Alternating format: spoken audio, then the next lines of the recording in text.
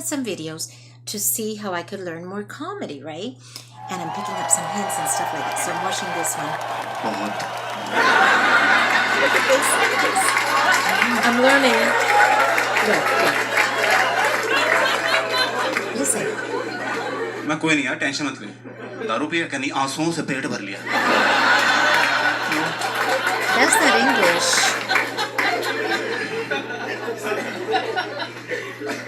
अच्छा मैं एक बार छोटा था तो मैं चॉकलेट खा रहा था तो मैं डैड आ कहता बेटा चॉकलेट मत खाओ मैं क्यों क्या दांत में कीड़े पड़ जाएंगे तो मैं आइसक्रीम खाने लग गया तो मेरा डैड आ कहता बेटा आइसक्रीम मत खाओ मैं क्यों क्या दांत में कीड़े पड़ Okay, that's not जाएंगे gonna help me. तो मैं कीड़े खाने लग गया This guy's getting paid and I don't even understand him. Give me a break. Anyways, thanks for being with me. This is Carrie Fernandez. Thank you for watching my YouTube channel. I am doing some interesting things here. I just noticed that my boyfriend, let's talk about relationships a little bit.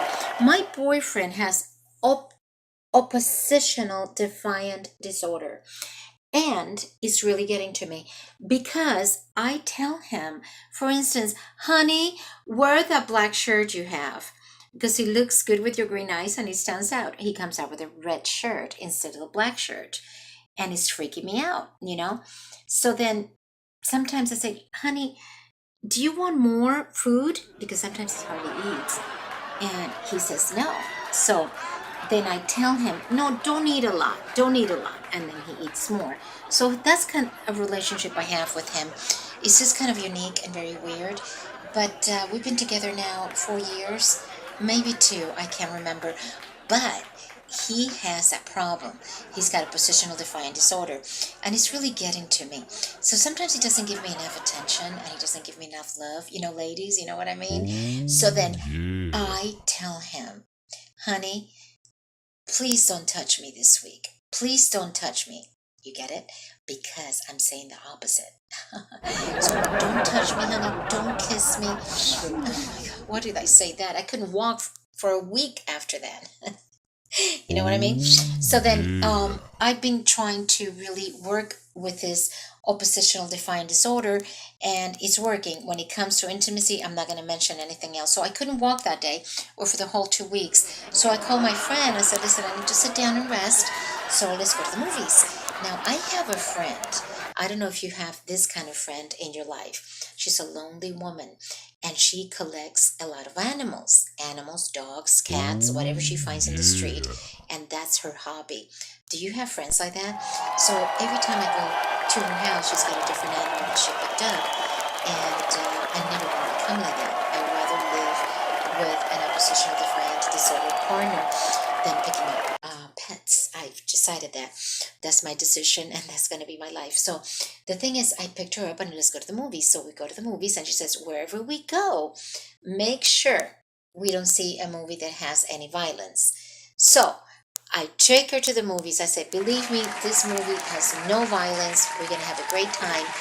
We sit down to the movies. But in the middle of the movie, you know, movies either sooner or later, they're going to have some kind of violence. She was freaking out, crying, and this and this and that. Beside me, to the left, 2 couples shutting me up, saying, can you shut your friend up? Because my friend by this time was crying, hysterical. Do you have friends like that? I mean, it's so embarrassing. So then that was the movie time. And I said, I don't want to go home to my oppositional defiant disorder partner. So I want to eat. So I told my friend, let's go eat. So we go eat at a sandwich place. I wanted a sandwich. And I was sitting down and I order my sandwich. I sit down and, you know, I look at everything. I observe everything. I look at people. From people, I take stories. And then my mind keeps going and going. This girl comes in with the biggest butt I have ever seen. Her butt was so big. I think she did surgery or something, you know, like plastic stuff that just, you know, her butt was so big. And I'm eating my sandwich and I look at her. I said, how gross. Her butt is so big. So here I am eating my sandwich because I'm very creative and I'm thinking of her butt. Okay? Not because I like females, because I don't. I'm just thinking of that butt? How could she walk with that butt? How could she sit in the toilet with that butt? How could a person with a butt like that sit in a toilet? So all these ideas come to my head, and everybody's looking at her butt. And I said, oh my God. For a moment there, I said, I'm going to get a butt like that to get that kind of attention. So my mind goes wild when I look at things, and creativity hits my head. And I start thinking of stories like that. As I was driving away, there comes a girl with a big butt, and I said, oh my God, her butt is so big. Everybody looks at her butt. I mean, sticking up. It doesn't match her body. Have you seen people like that? How much did she spend on her butt? My mind is just going wild, as I look at her butt. So, that was the end of that day. And then I go do my nails, and I drop off my friend at her house. I left her with her pets and all the animals that she picks up.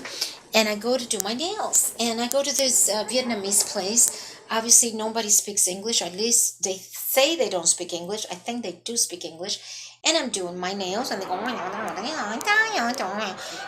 I'm doing my nails. And, I'm tired of people doing my nails and they don't speak my language. It's annoying. I sit there for an hour paying what, $40 for my nails, and they don't even speak English. So this time when I was there, I told one of the guys, he was talking and talking. Maybe they were talking about me. You never know what they're talking about. And I said to the guy, and he comes up to me, right? I said, I speak your language. I speak Vietnamese. Oh, yeah. He must have been talking about me because he was shocked. He said, in English, he told me, you speak Vietnamese? I go, yeah, I speak your language. And I know what you guys are talking about. And he looked around, and he said, this guy was talking about me. And he goes, how well do you speak my language? I said, well enough to know that you were talking about me. Well, I'm not going to go back to you. I'm going to pick another place. But I did lie, and I think he was talking about me. So things like this go inside my head all the time. What people talk about, what they're talking about, why they're talking another language when they should talk English all the time. This is America, and it really gets to me. So I get really frustrated when I hear people talk another language. Now, one time I was in a restaurant, and I was complaining about the waitress. And they were Oriental. It was a Chinese restaurant. And I was complaining. And, I am Cuban, raised in Oh, USA, yeah. right? Since I was little. But I do speak Spanish. And I was talking bad about them, so bad about them. And the lady comes back to me, and she talks to me in Spanish. And she was Oriental. And I was talking too bad about her. And I said, I kept looking at my menu. And I looked at her. I said, what? Huh? I said, what? And she says, I understand everything you said about me. I go, what? So then I told my friend, can you tell her I'm hard of hearing? Oh, And she did tell her. yeah. And that's how I got off this program. It was so embarrassing. You always have to be fast when you make mistakes like that. It was so embarrassing. But anyways, I do speak two languages. I speak Spanish and English, and I speak Spanglish, so I could mix both languages. It's really fun, and it's very convenient sometimes because I could tell somebody off in Spanish, English, or Spanglish. And it's just, it's a good feeling because you could get it all out in different languages. Um, with my oppositional defiant disorder boyfriend, I tell him off in Spanish, and then he doesn't understand, and I'm so happy about that. So we have kind of a really, really good relationship.